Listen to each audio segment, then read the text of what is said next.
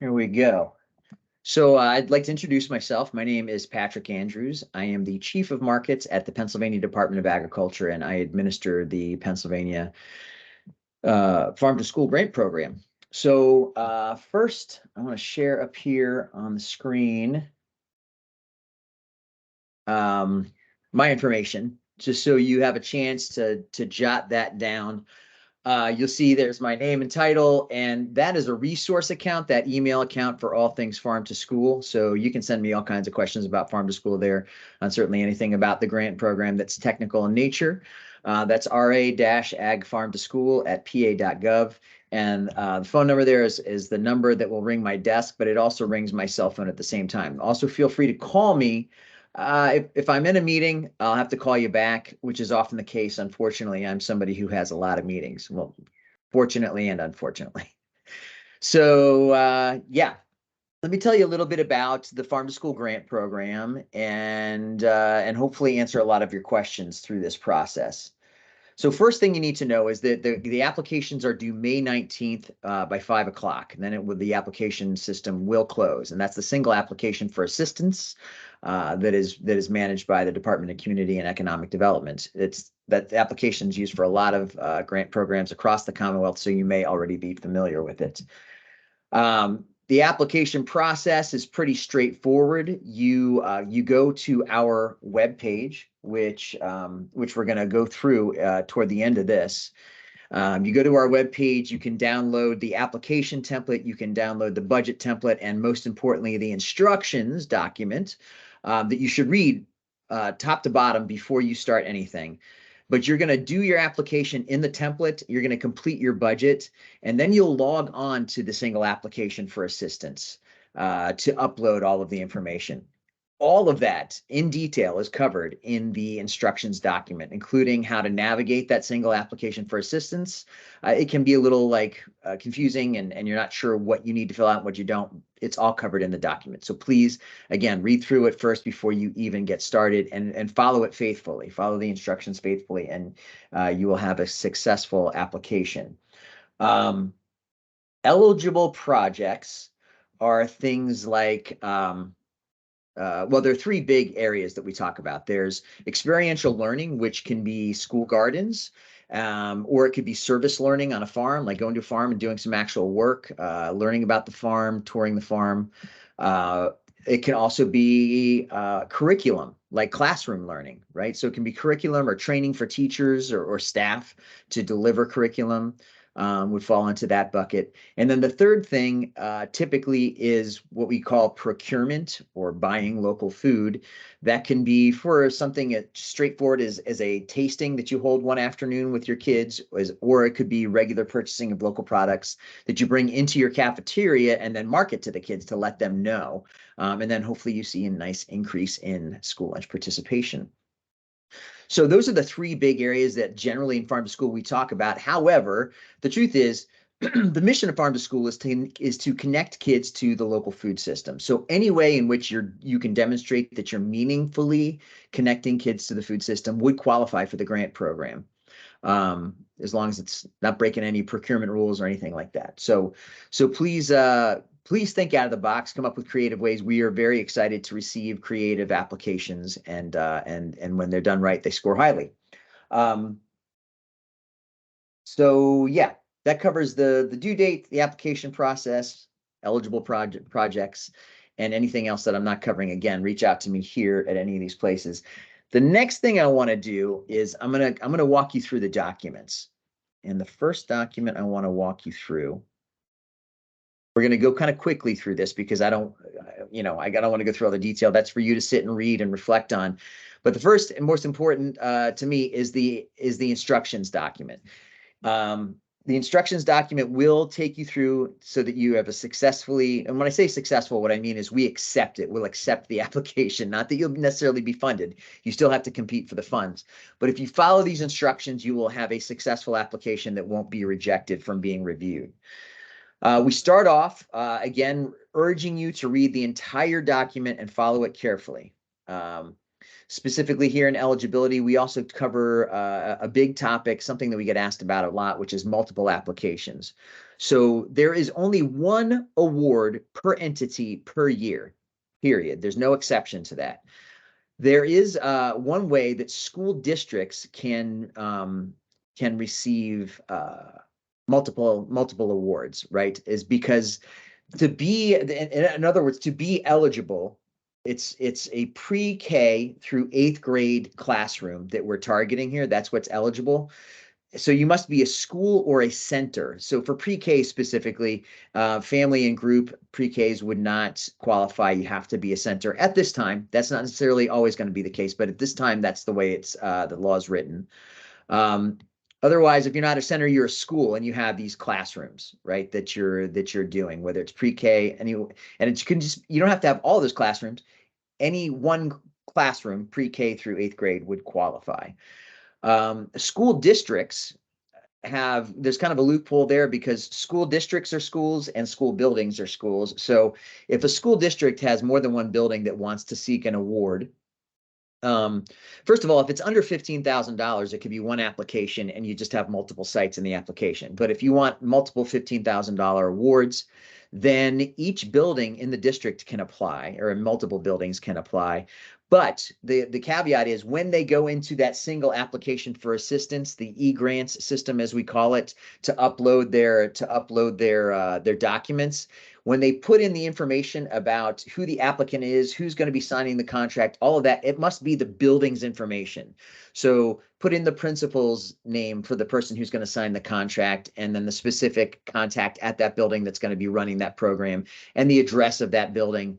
I've had previous grantees apply for multiple buildings, and when they input all the information in the single application for assistance, which is what we contract off of, it's all the district, right? So they're looking for 4 or 5 awards for the district, which is a non-starter. It's only one award. So we have to then discard a bunch of the applications and just keep one, which could happen anyway because it is a competitive program. But just know that that's kind of a limitation there. So one award per entity. Moving forward in the applications instructions, it's going to give you an overview first, showing you the 4 basic steps here, ending with the single application for assistance, getting a Keystone login, all of that. Then it comes down and gives you a little bit more detailed information about each section in the templates. So here we're talking about required information, which we'll view on the template, writing a summary in the template, the narrative, and the budget narrative. The budget narrative, well, we'll cover that when I get to the template. We'll cover that one.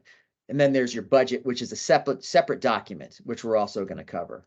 Then there's some other information like saving and naming your files the right way so that I know when I receive your file, it doesn't kind of get lost in the shuffle. It tells me whose file, whose application it is, and basically what it's covering. Then it launches into the single application for assistance. And we take you through that system with screenshots of what you're actually going to see in that system, and then some directions about what you need to put in there. So I'm going to just kind of quickly scroll through this now. You'll have a chance when you download it to read it through. And then we end with some helpful to know information. I'm going to cover a little bit of this right now. At least the matching funds, right? Because I get a lot of questions every year about matching funds. We have a few different ways for you to think about it.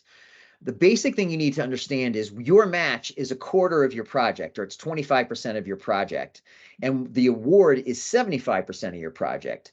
So if you get a $15,000 award, your match must be $5,000, right? That's the 75-25 model. I have another model there showing you the 3/4, 1/4 model. Okay, it's very, very important that this is accurate. You can have a higher match. You can go more than 25%, but you cannot go below 25%. So if this gets goofed up, it can prevent you from being considered. There's some more information about in-kind, the cash or labor or material contributions. There are the procurement projects that are covered here. There's some little extra information about procurement and procurement rules. There's an informal procurement webinar down here, leveraging, whoops, I clicked on a link, leveraging geographic preference webinar, and then procuring local foods guide. Then the very, very last thing is super important here, because what you see here is your I ran into a problem information. So if you have a trouble with one of the templates, you're going to call or email me. However, if you have trouble with the single application for assistance, you need to call or email the Department of Community and Economic Development. As I mentioned earlier, they manage that platform, so they're the ones that have to help you with that. So that's where you go to with the template, or if you have technical questions about the program, reach out to me. Single application for assistance trouble, reach out to DCED. It's the Department of Community and Economic Development. Okay, so moving on, let's take a look at the application template itself. Everything in here is pretty straightforward. Hopefully you don't have any issues here. Again, if you do, you know who to call. There's the required information section. This is your basic information about the school or district or center, contact or project lead, phones, email, address, your SAP vendor number. If you're a school, a public school, you more than likely have this. This is a vendor ID that you use when you do business with the state. Ask your business manager for this number. If not, you can certainly leave it blank and get that later. You'll put your FEIN in your contract information when you work later. And speaking of contracts, I'll just throw in a shout now to Morgan Sheffield. Morgan Sheffield is the person who does the contracting for the Farm to School grant program and really all of our grant programs at the Department of Agriculture. She's an amazing wizard with all of the documents, the way she keeps track of everything and gets them all out very quickly. So she's the person who'll be reaching out to you, guiding you through the contracting process should you be awarded a grant. And then there's information asking you about how much money you spend on your food service dollars you spend on local products now and the award you're seeking. You can tell us what type of program you want to do, and it can be multiple. Whether or not you've received an award in the past, in the future, we'll ask for your years that you've done that. The next piece is about where your project's going to take place. Now, most of you, it's probably going to be just one location. So it's going to be site one. You're going to fill that out and ignore the rest. If you have multiple sites, you can fill in the site number here and then go on down, and there's a second page. If you needed more pages or for sites, you could copy and paste this page over here in your window over here. You could also just delete this second page if you don't have that many sites. You could just get rid of it. The information here is pretty straightforward. Again, free and reduced lunch rate, impacted population, the name of the site would be the school building center, the address, municipality, and county. And I'm going to cover these down here next. But first, free and reduced lunch rate. For those of you who say, I don't have a free and reduced lunch rate, reach out to the public school building that is closest to your location. Call them and ask them for their free and reduced lunch rate and use that. Okay. Students, staff, and community are the people that are going to be involved and impacted in your project. So make sure these numbers are accurate. Don't just say, well, I'm going to give some curriculum to my third graders, but I'm going to count the entire student body as, you know, no. The people that are truly impacted, that's what we need to know, please. Down here, your district, House and Senate district numbers. If you click on those links, you can put in the address and then put in the district number for me. And we need to know that information as well. You'll have to put all of this site information in the single application for assistance as well. There is some duplicative information, unfortunately, but that's just the way it is. And moving on, that's site information.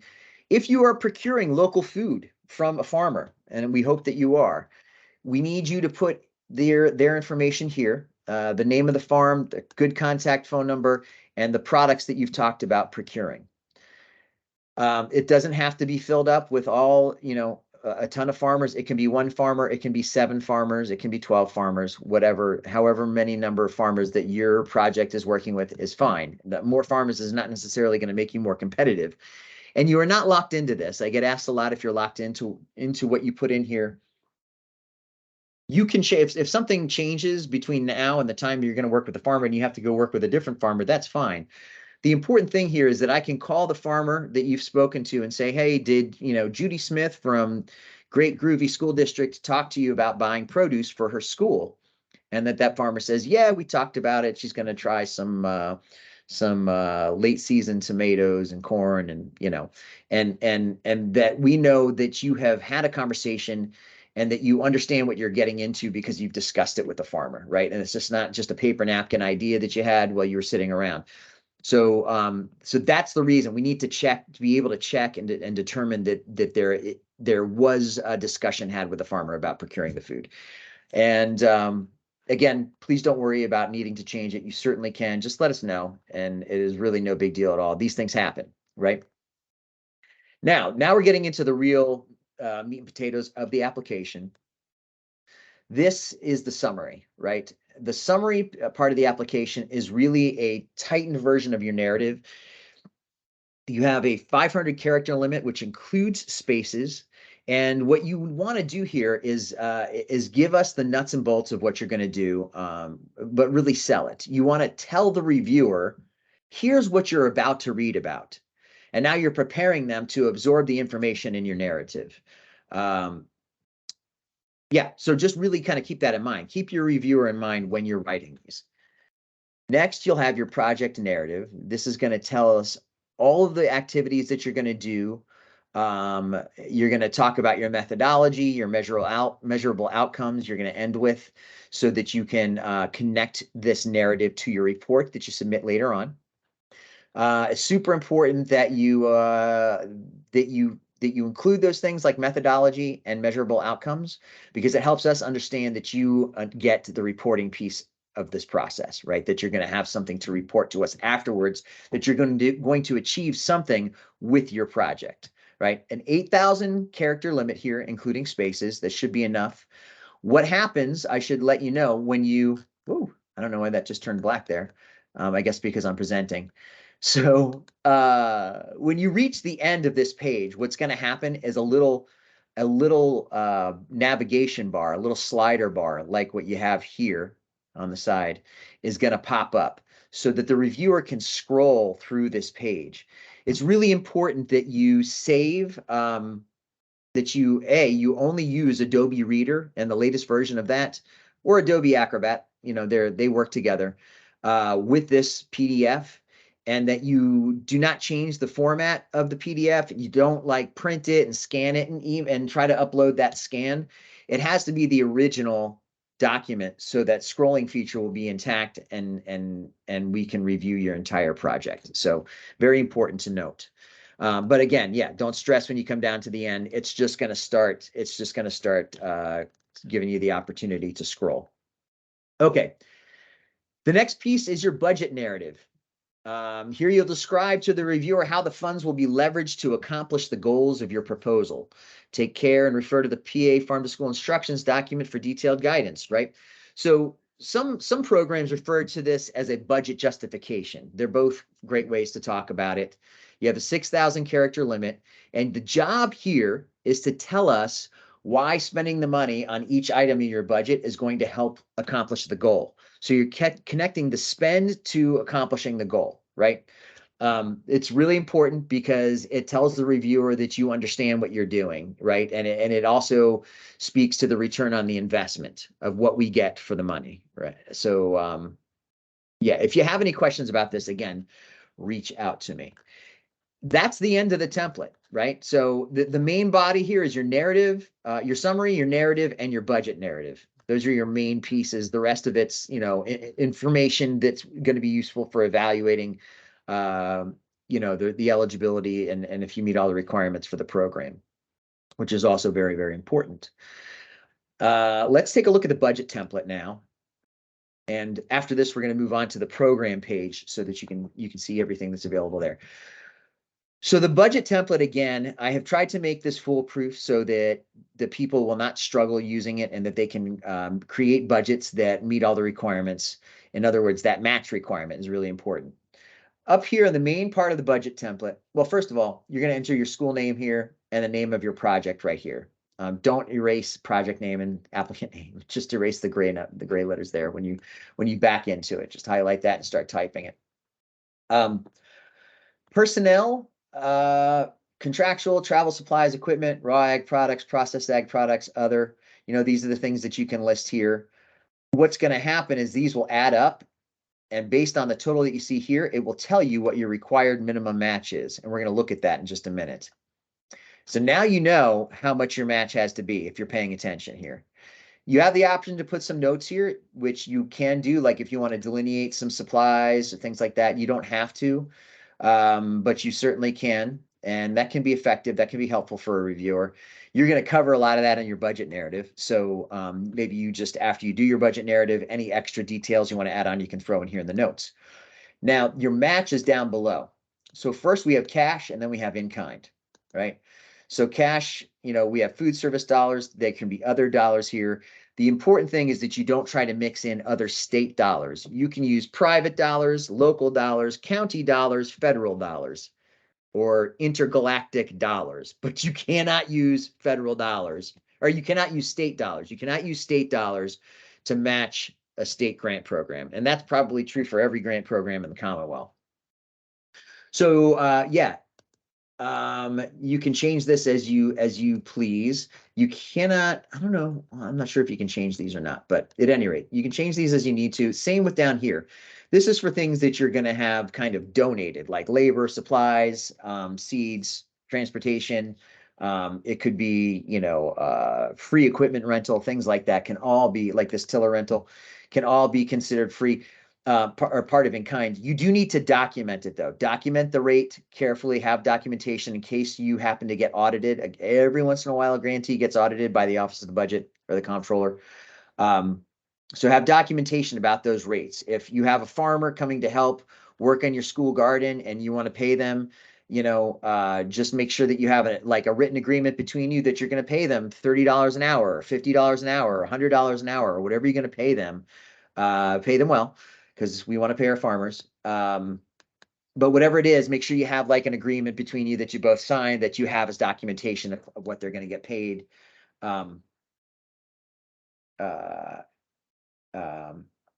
Oh, yes, I guess I'm talking about paying them. Yeah.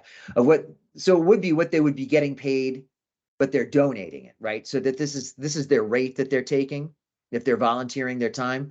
But also you can pay them with grant money. I guess I should point that out. You could pay them for that time with grant money. It doesn't have to be part of the match. At any rate, well, the other thing that happens over here with your match is it will total down here. And if you have the right, if you've hit your required minimum, this cell will be green saying, yes, your match is good to go. And you're all set. So we're going to take a look at this in the example tab. So here I have some costs for Super Cool School District and their Groovy Greenhouse for the kiddos. I have some costs in here that they're requesting for their award. They're requesting $10,756. A 25% match will be $3,585.33. That's their minimum match. They can do more, but they can't do less. So you can see they're going to put $1,000 of their food service budget dollars into buying some local products that will be part of their match. They also have some other things that are going to be in kind, giving them a match of $3,770. The cell is green because it's more than the $3,585. They're good to go. But what if they don't have any in-kind labor? So now the cell turns red and it tells them, no good. You need to have some more match in order to be eligible, right? To meet the minimum requirement. So that's that. Hopefully that helps you create a budget pretty easily. Again, if you have questions about this part, just let me know. All right, moving on. I am going to bring over here Farm to School Grant Program page. This is the highlighting that there for you so that you can take a look at that. You can certainly pause the webinar if you need to. Actually, I'll copy it so I can paste it on the page at the end. But that's the program page. Everything you have, everything that you need is here. You have it right here. So please fear not. It's all right here. This Apply Online is the single application for assistance. Here's your template for the application, template for the budget. The link to the guidelines that we publish on the, these are the legalese guidelines that are published on the PA Bulletin. And then this reimbursement template is going to be for active grantees to get reimbursed. All of that is laid out in a better way down here under program documents and resources. You'll also see this webinar located under here eventually. along with a FAQ or a Q&A video from a previous webinar that'll be under here as well. So here's your Farm to School and Grant Instructions document, your application template, your budget template, which you must right-click and then save link as. I don't know if you can see the contextual menu that's coming up in the webinar recording, because sometimes they don't show up in webinars, but I'm clicking on save link as, and then it's just going to download. Right here, it's telling me to download it, and it's going to come down. I'm going to pick my folder, and I'm going to hit save, and then I'll have it, right? If you just click on it, it's going to ask you to sign in to access the site. You don't need to do that. Let me get back to, there we go. Okay. So again, this grant writing webinar is free. You can take that webinar. That's really helpful if you've never done a grant before. There's more guidelines for use down here, some things we've already discussed.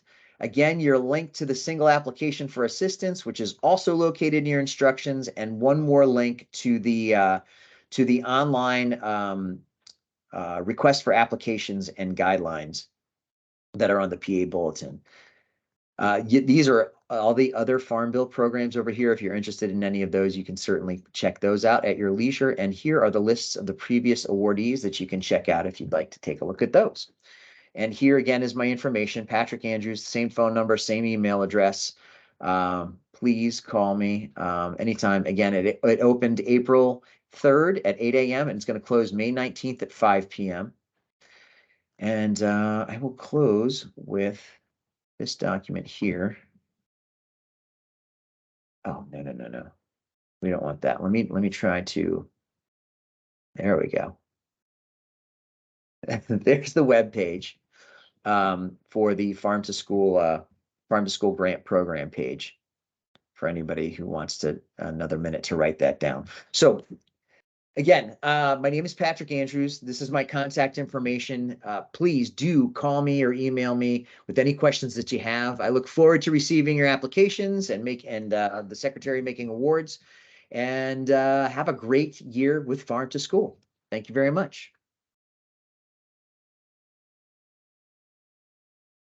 How do I stop the recording?